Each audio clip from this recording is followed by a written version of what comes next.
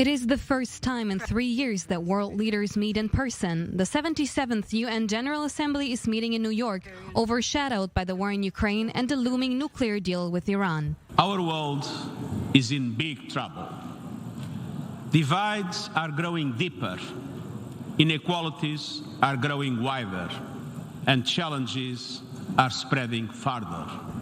The Assembly, a floor for world leaders to meet at an international stage and address the world, but also send messages to their base at home. One appearance was specifically awaited. Iran's President Ibrahim Raisi spoke in front of the UNGA for the first time and advocated for a stronger Iran, calling on former U.S. President Donald Trump to, quote, face justice for the assassination of the former commander of the Revolutionary Guards, Qasem Soleimani. And the leader that descended into the arena of the fight against terrorism was no one other than the beloved late martyr General Qasem Soleimani.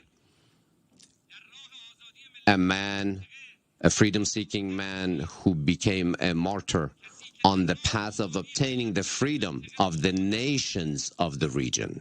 Another main topic of his speech, the nuclear deal. Its possible revival turned into months of negotiations and is not anywhere near to a breakthrough. Iran, meanwhile, continues to enrich uranium. For Raisi, the responsibility is on the U.S.'s side. After the nuclear accord was signed and accepted within the framework of the United Nations Security Council, even that accord was trampled upon unilaterally. Mr. Secretary General, ladies and gentlemen, the nation of Iran has learned the policy of resistance and progress. U.S. President Joe Biden sending his response a little later. A nuclear war cannot be won and must never be fought.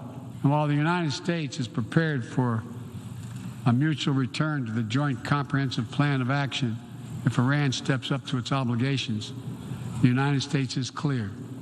We will not allow Iran to acquire a nuclear weapon.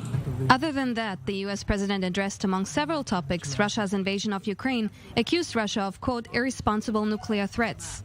And so, as world leaders further entrench themselves with words on the global stage, back in their respective homes, reality paints a different picture.